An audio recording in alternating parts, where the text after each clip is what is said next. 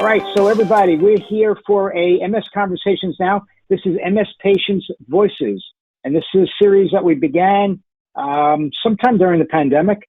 And what it is just for you to get to know people with multiple sclerosis who do things for people with multiple sclerosis. And whether it be an actual career job or it's somebody that's a volunteer, maybe with the National MS Society like we have tonight, or people that are working with some of the other organizations doing, whether it be their fundraisers or their self-help group meetings or whatnot. But this is why we got this program started. So for those that don't know, I don't know if anybody's online that doesn't know me already, but I'll let you know anyway. Yeah, that's me. That's me. I look a little different every night. And so, yes, I'm president and founder of MS Views and News. I, too, am an MS patient, and we'll take that and we'll talk about that another time. So for tonight, we have, first off, this program is supported solely by MS Views and News, and you know who they are because that is our organization, all right, behind me as well. Okay, so tonight, moving things along. Tonight we have two interesting guests. We have three, but we'll talk about the third in a minute. All right, so first we have Maria Zaldivar, who's a self-help group leader at a very large support group for the National MS Society down in Miami, Florida. And we have Michael Myette. Michael Myette has a very large group in Broward County, Florida. So I wanted to bring them both on, and we have a lot of things to talk with them about. And now our third guest, she's just in the wind, hiding out back there. I don't know if she's under Michael, behind Michael, to the left or the right of him, but she's there, all right? And that's Michael's wife, Patty. And I wanted Patty to be part of this because we have to show the support network that Michael has, and hopefully others do as well. So first, I'm going to start with Maria. Why? Because we go with ladies first, right? All right. So Maria, how are you? Fine, thank you, Stuart. Great. So Maria, can you tell me what year you were diagnosed? 2002. I can tell you the day. July 31st, 2002. I remember seeing you, I think, a few days later at that support group down in Miami. Before it was your support group. Yes. That's where we met, but we met in about 2006 or so. Okay. And Michael, when were you diagnosed? I was officially diagnosed in August of 1992. Okay, thank you for that. Now, I'm going to be going back and forth for everybody to know. I got some general questions for both of them, and then it'll be just for, we'll get into a little bit more interesting questions later on. Now, Maria, other than what you're doing for the National MS Society, are you currently working still? And if not, or if you are, tell us what you're doing. Oh, no. I was fortunate enough to leave the corporate world in July of 2020. Of 2019. I left the corporate world. I had an active, hectic, competitive job, and I was lucky to leave it. Yeah. Okay, thank you. Thank you for that. All right, Michael, what about you? What were you doing beforehand? What are you doing now? I used to be in the sales force. I used to do like real estate sales and property management sales and things like that. But I had to give that up when I was 42 because I couldn't do the job anymore. How old were you when you gave it up? I was 42. Wow, okay. So I'm sorry, I missed the year that you were diagnosed. How much before you had to leave were you diagnosed? About a year after I was officially diagnosed, I had to leave. Okay. And a question for both of you. So many people get diagnosed and they say, oh, it took 10 years to get diagnosed. But, there are better numbers than that, and you each know. So, Maria, can you tell us really when you were first feeling things wrong with yourself before you got diagnosed? Sure. I can trace it back to the age of 21. I'm 66, so you do the math. My first symptom was at 21, and I went on until my diagnosis at the age of 47, with all sorts of things that no doctor could figure out. Yeah. Right. Okay, thanks for that. And Michael, what about you? Was 20 years before they could definitely diagnose me with the MRI as having MS. For 20 years, Okay. that nobody knew. Okay, thank you. So now tell us about your family. Are you both married? One at a time. I am. I've been married for 40 years. Okay. And Michael? And we're on the dating game yes, here, okay? I'm married to Patty, and we've been married for 47 years. A long time, right? You can just say a long time. Okay, a long time. Okay. All right. And everybody watching, we're not playing the dating game here. I'm just laying out groundwork, okay? And it's funny because if we were playing the dating game, it would be a little bit weird because Michael's wife is in the background, all right? And we don't want to say what that will become. All right. So going forward, you both have children, I guess? Yes. Yes. Two adult children, yes. And a grandson. I figured if you're married for 40-something years, they're probably adult already. Right. Yeah, two adult kids for Patty and I, too. Any grandchildren for you guys? Yes, 3, 6, 9. So how are you playing with them? Unfortunately, it's on Zoom. Okay. All right. Maria, is your body with your MS allowing you to physically get active with the children? Yes, I have one grandson, and yes, I have done yoga since my diagnosis, and I haven't stopped. And because of yoga, I guess, yes, I can get around. Yeah, and even he knows it when I'm doing it. He says, "You're doing yoga again," in Spanish, of course, because I speak to him in Spanish. Okay. Well, that's good. That's good for them to learn Spanish first. All right. So, Michael, can you please tell me how MS has impacted your life personally? It's changed it totally. I used to be into sports when I was growing up, and no longer. I don't golf anymore. I don't tennis. I don't do any softball, anything like that. I was always into sports. So those slowly stopped. Right. And how do you get around? What's your method of transit? I mean, are you able to walk, or do you use a scooter or wheelchair? Yes, I right now I'm able to walk around my house. If I with a walker, a 3-wheel walker. When I go out of the house, I use a scooter. Okay, so just to ask you a little bit more about that, you're using the scooter for independence, I guess, and give you more mobility, yes? Definitely, because otherwise I'd be in the house. When you first started using a scooter, how did it make you feel? I felt really what's the word I'm looking for? Conspicuous. I thought everybody was looking at me, and I felt that it just showed how disabled I was.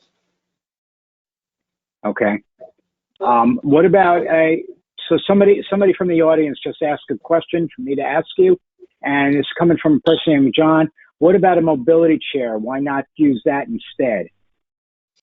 I have found that the scooter has been good for me because I don't use it that much. If I was going to use it more in the house, see, we have a villa, and it just isn't big enough for anything bigger than the 3-wheel walker that I use.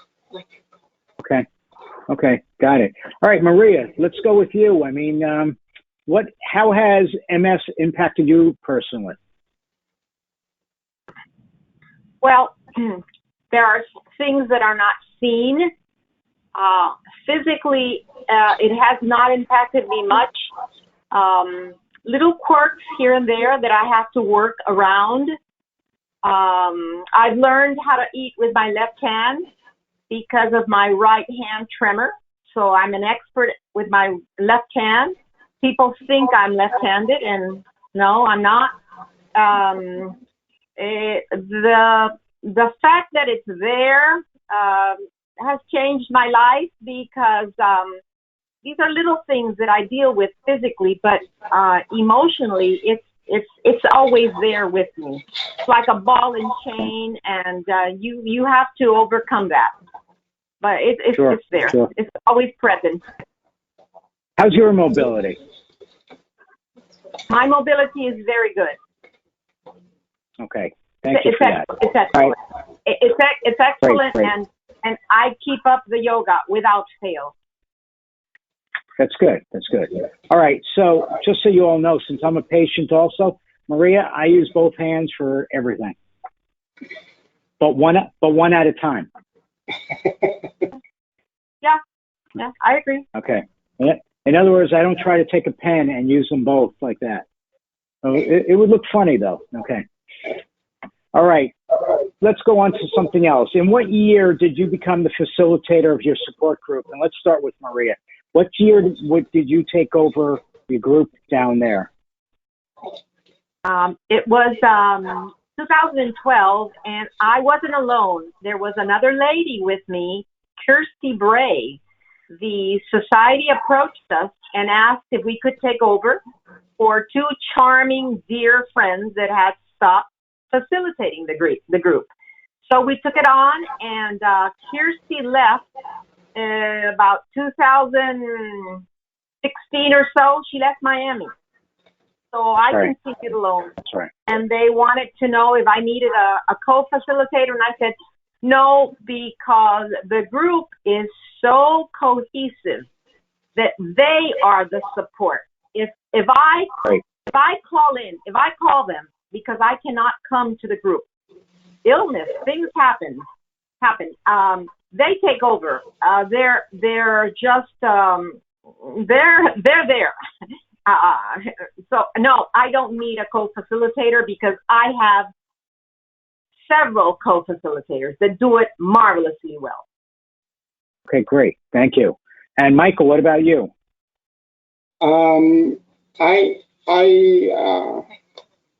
I started with the MS Society in 1993, and as I got more involved with them, I decided to help out with a support group.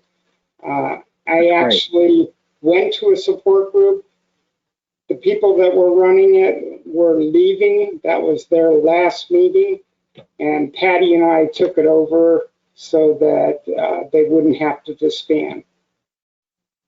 That's great. I remember when I attended your support group, my first time attending a group, and it was your meeting, and that was like, wow, that was so overpowering. It was very difficult for me. So, but then I saw the need for it. You know, it was great need. Good. All right. So let me switch back to Maria for a second. Maria, at your group, I know you call yourselves the Three Amigos, I think, or something like that. MS Amigos. MS Amigos, not the Tres Amigos, right? Okay, thank you for that. We're a lot more. And your meetings, are they in English or are they in Spanish? Both.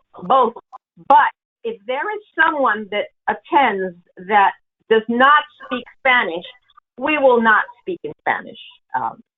We are all fully bilingual, and as a custom, we drift into Spanish. But no, not. It's not necessary for us. It's just convenient, but not necessary. Okay, thank you for that. All right, next, what other MS Society activities have you done?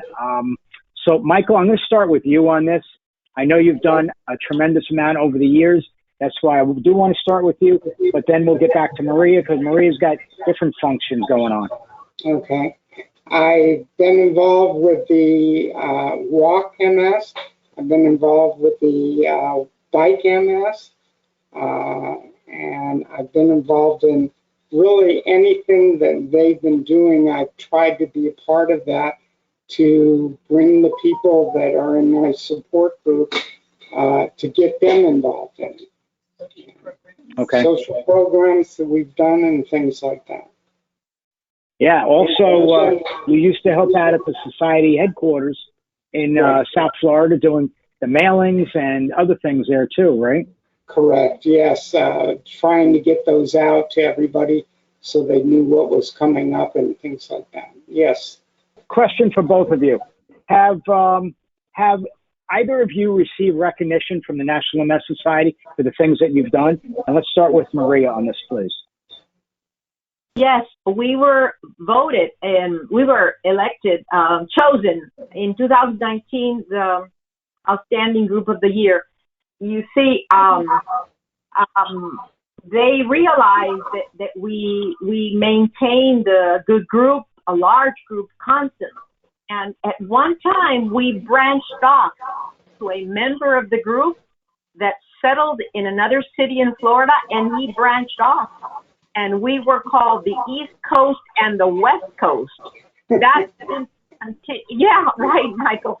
Yeah, it did continue, but that was how popular we were at one time. That was in 2018, 2019. Okay. And Michael, how about you? I know you got an award as well. Tell me about it. Oh, yes.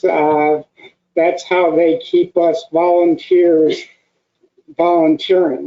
They give you lots of awards and make you feel good. So yes, I've gotten many of them. Okay, so do either one of you have your plaques or whatever that you can show us? Is it handy for you right now? Yeah. I would have to get up to get it. Not well. It's all right. You can stay where you are then. I don't want to leave the room blank. All right. I sent you a picture. See if you have it on my bio. You did, bio. but I can't.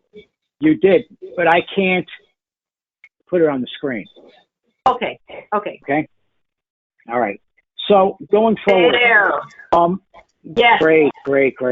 Yeah. Yeah. I think I have one also. I have something from the National MS Society too, from years ago. You know, for everybody out there, I had a support group. I had a support group in Miami for 10 years.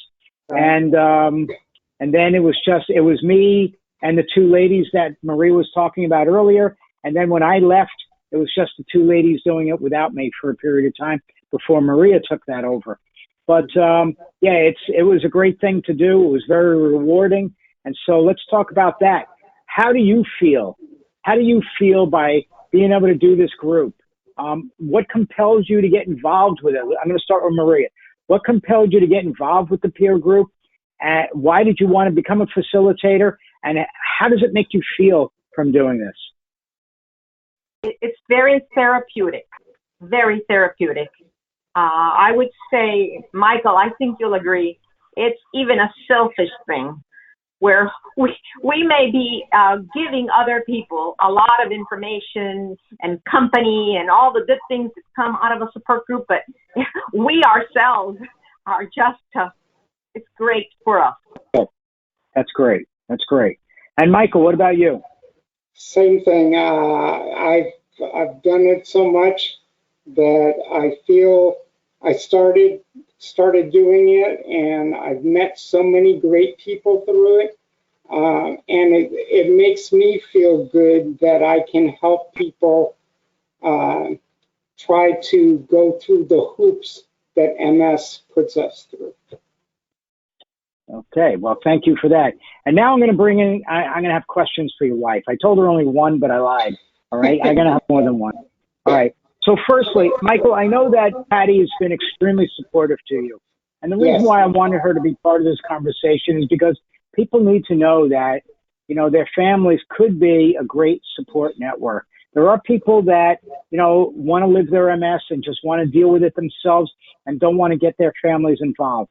But I have known you, like I said, since I was diagnosed. I've known Patty, I think, for about that long. I've always seen Patty as being with you and being supportive of everything that you do. So I just want to ask Patty, what got you to be so involved with all of it, and how does it make you feel for what you do as well as what your husband does. Okay, I'm coming up closer so you can hear me. No, we don't see you. We don't see you. Though. Okay, now you see me. There you go. There you go. Yes. So why do I do it? Yes. Okay, I do it because whatever we do together. We can be separate in it, but together, if that makes sense. Yes. Our whole social life changed because of MS, because our whole life revolved around physical activities, whether it be sports or whatever. And he lost his job. So this kind of replaced his job because he put his whole heart into it. Well, if he's putting his whole heart into it, then I better be there with him because, anyway, that's so our social life evolved as a result of doing it together. Sure, and I do see a lot of couples going to events like on a regular basis, and as well as being involved with the events like with the walk or with the bike tour. I know that you guys have always been involved with that. Patty, I remember seeing you running around giving out the volunteer shirts at the walks. All right. I remember a lot of these things that you were doing back then, and I never once heard you complain. Where I do hear, other spouses complaining about it. So what I want to ask you is, what words of advice do you have for spouses of those with multiple sclerosis? What encouraging words do you have for them? What encouraging words? Learn from others how you can continue doing things together. Once the physical part might be gone, find other ways you can do things together. And the best way to do it is by heading in together and learning from other people that live with MS. Right. I don't Okay. know. And did you ever consider having a self-help group for caregivers? For me personally, I've gone to a support group for caregivers, but if I have to choose where my energies go. Okay. My personal feelings is, as a caregiver, I would go to an event, but I don't have enough energy or time to continue to do a continuing support group. But because I choose to continue to support Michael in his efforts, and I've got too many fingers in other places. But I would always be interested in a limited series event, if that makes sense, like a series of 3 events or something like that. The reason why I was asking is because we're looking to possibly do something online as a caregivers type of group with a psychologist who we had on last week, as a matter of fact, Dr. Gail Lewis. And so we're considering doing a virtual caregivers group. So maybe you'd have interest in being part of that. My expression to you would be, if it has a beginning and an end, as a caregiver. There's always a beginning and an end. Have a beginning and an end. And then if the interest is there, then you continue from there. Right. That's just my recommendation. Okay, great. Great. Thank you for that. All right. Next, what do we have here? Thank you, Patty. Thank you for your answers. Now you can go back to the desk. Can I say one thing? Sure. I'm still involved in the group, and we are doing on Zoom right now. And Patty is part of it. And so she is helps me perform with the group. Okay, thank you for that. Yeah, well, thank you for that. All right, next, as group leaders, let's go back to the group stuff. As group leaders, can you share with us what are today's most pressing challenges for people living with MS that are being discussed in your local communities, virtually or in person? Maria? Say that again. Say that again. Okay, not a problem. As a group leader, can you tell us what are today's most pressing challenges for your community, the MS community? We were doing Zoom since April of 2020, and in September we met in person for the first time. And there were many people that were not able to attend the first meeting. And that was difficult for me to have to tell them that it would not be a Zoom meeting. Managing Zoom and an in-person group is too much for me. I would need an assistant, and I don't have, obviously I don't. And the people that come to the group come to talk and to eat and to share stories. So for now, we won't be able to accommodate them. And I guess that the knowledge of how to get around for them would be an obstacle. And I saw it in the fact that they could not attend our first meeting. They couldn't come physically, and there was no way to do it via Zoom. Right. Okay. Thank you for that. Now, are you doing, Maria, I need you to turn down your speaker again. I turned down my computer completely. My computer is the volume is zero, nothing. We're hearing you. Volume is zero.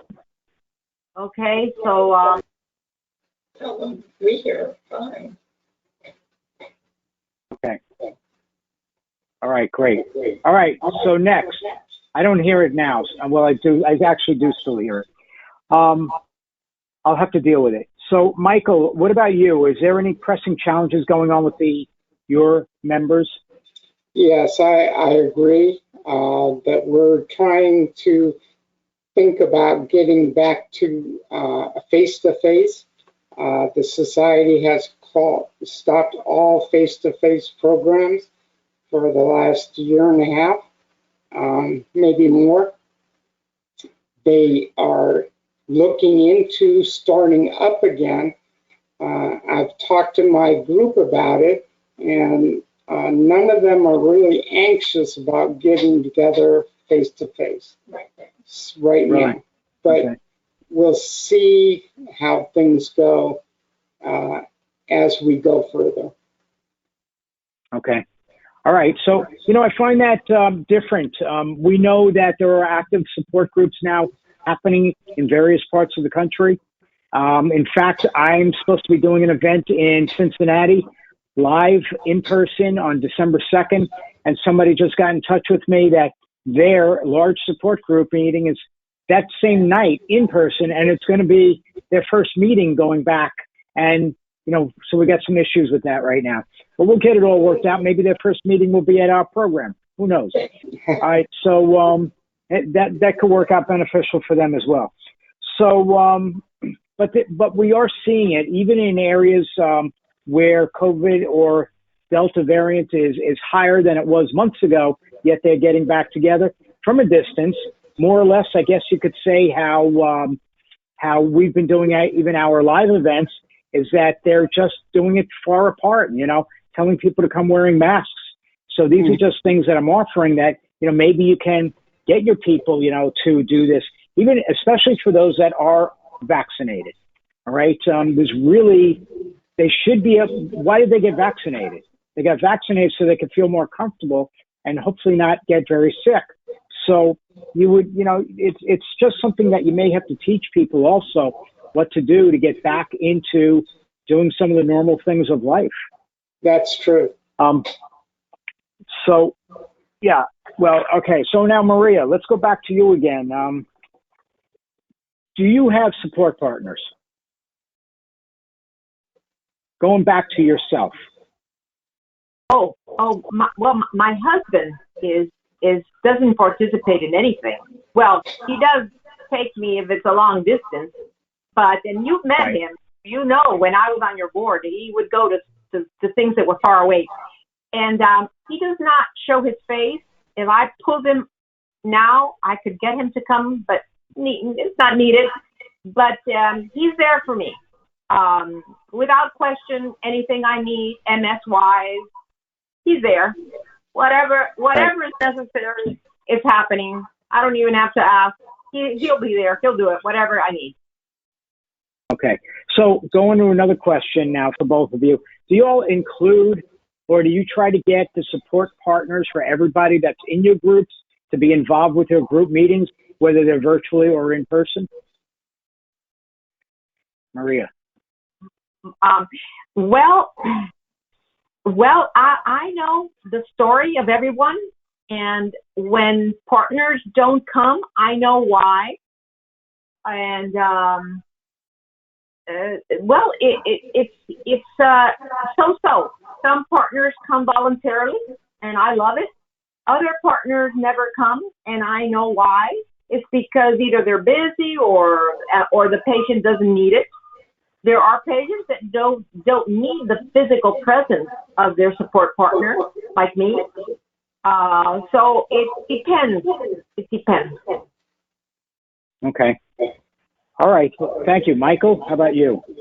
Yes, we encourage both the MS person, and we even allow sometimes children that are with them and to be part of the group. We haven't done it in a year and a half, but when we get back to it, yes, we open it up to the MS person and anyone they want to bring with them. Even parents without. Okay, that's perfect. Thank you. Hey, do either of your groups ever have family activities, like a family function, like a picnic, or where you guys get together and you have a dinner or a lunch or anything like that? Do you do that? Michael. Maria, you go. Go ahead, Maria. Well, no, we would depend on the pharmaceutical events where we would meet at least twice a month. Without the pharmaceutical events, we don't have those, obviously. But because of the Christmas party once a year, where the families do come, that would be the meeting place for those. That's true. That's true. Maybe you could have Santa Claus come back this year. Well, what do you think? What do you think, Stuart? I think that I gained enough pounds that I could get back into my outfit again. Okay. Well, you're on. Thank you. And Michael, what about you? Yes, we try to do social events for the group.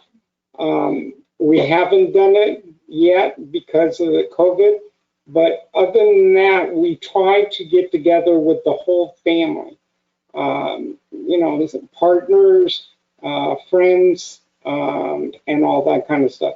I think that's very important for MS people to know that people are welcome to come with them. The members of your groups, do they know about all the sources or resources that are available for them, whether it be through the National MS Society, the MS Association of America? I'm talking about like the cooling programs. I'm talking about the MRI programs. What's available for them. The grants that the MS Foundation has that can help people just pay for their bills or some something to do with fixing their bathroom, making it more accessible to them. Do your groups know about this? And also, do they know about, where they can learn about all this great information on, MS events from this organization called MS Views and News? Some do. some do, and because some do and are willing to share, by the end of any meeting where some don't, they will, because those that do will tell them. Okay. All right. But, well, you know, I guess if we did this in Spanish, we would have more people online tonight. Okay. Now, what? Count me in. You need to do it. Yes, yes, yes. All right, Michael, what about your group? Yes, I try to send out emails to the people in my group. We have most of them have email, and what I try to do is periodically through the week, I try to send out to everybody in the group information like that, like what the MS Society has to offer, or if I hear about the association doing something, I try to let them know that there are people besides the MS Society that do a lot for people with MS, and I encourage all of them to register with those people, including you, and take advantage of what you have to offer. Okay. All right, great. So part of that, though, is that there are groups around the United States that have offered, even though they're an MS Society group or they're an MS Foundation group, they've asked people from the other organizations to come in and speak with them so that way they can know about the resources available from those other organizations. Have either of you ever thought about doing the same? Meaning that I know you're a society group, but have you ever thought about somebody from the MS Foundation coming in and letting people know what they have available that can be beneficial, or even one of their ambassadors? And I have not done that, but it is a very good idea. I do vocally tell them about it, but you're right. If we had a representative from each one of the places come and talk to them, I think they would learn a lot. Okay. Just refer to those programs. All right. Yeah. So before I go further, there's a guy named Ricardo online. He's saying hi to Maria and Mike. It's Ricardo. I can't say his last name. I would like to, but I can't. But I think that Maria knows. I know who it is. Right? I know it is. Letter T. Okay, there you go. All right. And he's wanting to know, how do they get some kind of online events in the panhandle of Florida? Well, Ricardo, I want to let you know that there are support groups up there. So you may want to reach out to those support group facilitators and find out what they're doing. And if not, you could turn on MS Views and News. We're on every week of the month. You know, we got one thing going or another. So we're doing, for anybody that's on here and doesn't know, we're doing 10 to 11 programs per month. And we also have a Pilates class, and we have a yoga class, and we have physical therapy classes. So, you know, if you don't know about it, you need to go to our website, www.msvn.org, and check it out and see what's there for you. And if you don't want to do that, you can write to one of your group facilitators and ask them, because they'll know how to get you in touch with us. All right. I got a lot to talk about. Next, we have, I want to talk to you about what are things that you are both doing right now that you want others to know about your group. Is there anything that you want them to know? Yeah, the fact that we met in person and we're having our second in-person meeting now this month of October in a very safe space, big, masks on, everyone is vaccinated, even the doctor that visited us is vaccinated. Great. Yes, that's an accomplishment. My group wanted it, and I wanted it as well. We were getting cabin fever, and luckily one of our group members, a very important group member, he knows who he is if he's listening, found a place for us to start having our meetings, because the hospital where where we had traditionally done meetings is not opening until next year. So we're having them at another center, and they're welcoming us with open arms. Okay. And Michael, what about you? One thing no, we haven't done that, but it is a good idea.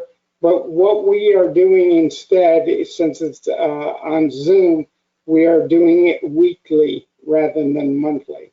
So every Tuesday we get together, and the people seem to enjoy the fact that they can get together and talk to other people. Okay. All right. Well, that's good. And how would you encourage other people to be involved with a self-help group right now?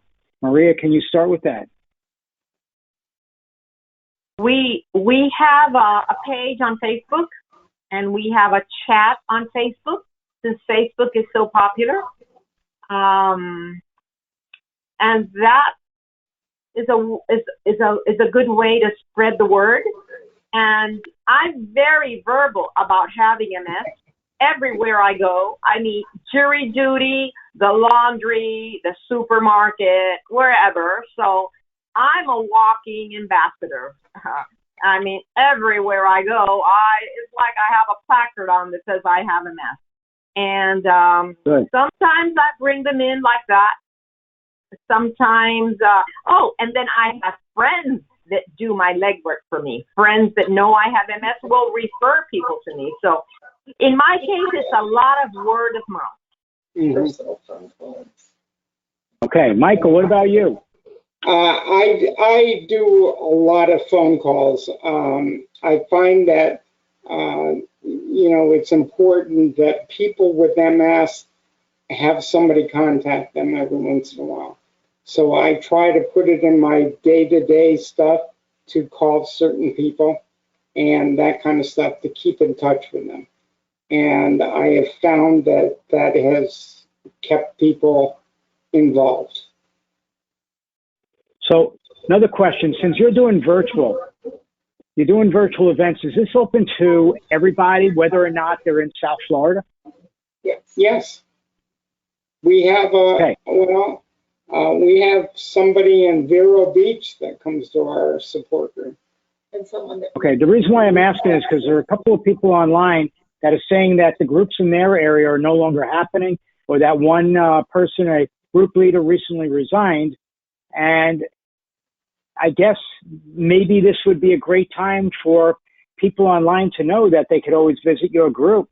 So if there's a way for you to, to promote it, I don't know if you're doing it on Facebook or what, but maybe there's a way for you to promote that. It's open to anybody with MS. Sure. I can give them my email, and that's the easiest way to reach me. And I'll be happy to contact them and try to get them on with the login. Okay. All right. So if you don't mind, I want to share it back to a couple of people that are online. I'm not going to do it openly right now unless you say it's okay, but I would put it up here on the chat for everybody to see. Okay. You can do it either way. I don't mind. Okay. So if you can tell me right now, I don't remember. I know it's PM Myette, right? Yeah. Yes. It's at AOL.com. COM. Great. All right. So this is going to go out for all the people that would just ask me about this. Here it comes. You ready? Boom. It's out there. There you go. Now you can get in touch with Michael, and you can be on with his next self-help group virtually. All right. And we'll get you involved with something. See, I did something good tonight. Oh, I feel so good. Oh, my gosh. Makes me feel so good to do what I just did. Thank you. Thank you. Can you please share with the audience any inspiration and of empowering insights on what helps you personally move forward in a positive way, even with living with, obviously you have multiple sclerosis, but what makes you feel as positive as you are, get going to do things, and getting out of bed every day, conquering, doing whatever you can do for your support group people and for yourselves? Maria, you're first. I'm prayer. I'm very religious. I'm Catholic. I'm very religious. This is my guardian angel. This is the medal of my guardian angel. Prayer first, and then taking care of myself and yoga and tending to my family and well, those are the most. Those are the basics. Starting with prayer, Okay. and then the other details I told you. Don't forget the yoga. Yes. Mm-hmm. Okay. All right. So, Michael, before I let you answer this, I want to let you know that there are a few people out there. Maite writes, "Hi, Michael and Maria. This is Maite. I just want to say, keep up the good work. Thanks for being such a great example for the rest of us, group leaders, and kudos." All right. And Ricardo, again, I always recommend bilingual people to the MS Amigos. Okay, great. Okay, so guys, I let them know that. All right, you can say good things about others too. All right, doesn't have to be just about the two of them. I'm joking. I don't really care. All right. Kevin wants to know from Maria, what's the Facebook page? Oh, it's the MS Amigos. The word the T-H-E yeah. MS Amigos. Okay, great. All right, I'm putting that out here as well. And this is Maria's group, okay? So this was just sent to everybody as well. All right, now, Michael, your turn. I want you to share with the audience, please, your level or your inspiration, anything inspiring, any empowering thoughts that you have for everybody about how it is that you get up every day, you move forward, you do things. That's just my nature. I keep going. I'm not going to let MS stop me. I think it's important to everybody that does deal with this disease that they do keep going and do the things like the Pilates and yoga and all that kind of stuff. Because when we stop doing that kind of stuff, we lose it. So I encourage everybody to do that. Find a way. Yeah, find a way. If you can't do something, ask somebody, because sometimes they'll let you know. Right. Right. I use my scooter on my bus, on the bus line, because I can't drive anymore, or I've stopped driving because I didn't want to hurt anybody. And so I use other vehicles to be able to get there. Now Patty's retired and she takes me most places, but I'm not above getting on a bus and going to different programs. Well, that's good. Thank you. So I want to thank both of you for being on here tonight, okay? That was the end of our questions that we have for you. I do want to let people know that whoever's in Florida on the West Coast, that MS Views and News will be in Sarasota live, okay, on November 18th. And we should have our announcements going out about that beginning early next week. So if you do want to know anything more about that upcoming event, to get in touch with me. Also, to let you all know as well that we have the MS Symposium coming up on October 16th. By far, this was always our largest event of the year. We did start this in our very first year of MS Views and News, so it's now year 12 that we're doing our MS Symposium here in 2021. We already do have almost 400 people registered, and we would hope that you would want to be on this call as well. It is all virtual, not in person, keeping everybody safe, okay? And we do have excellent doctors on here, including Dr. Aaron Boster will be back, and he was on with us last year. He's on again with us this year, and it's not just that. Again, if you go to our website, and if you don't know how to go to our website, just look it up online. Just look up MS Views and News, and it'll, Google search it. It'll take you to our page. Go on there, see all the events that we're doing. As I said earlier, we're doing 10 to 11 events per month, and there's something on there for everybody. So we do hope to see you. Maria, thank you for being here. And Michael, thank you for being here. And I'm going to say goodnight to both of you. Thank you. And I'm going to say goodnight to both of you. And there are other people writing in their kudos. I can't go through all this now. I'm just going to say goodnight to all. Thank you. Bye-bye. Bye. Bye-bye.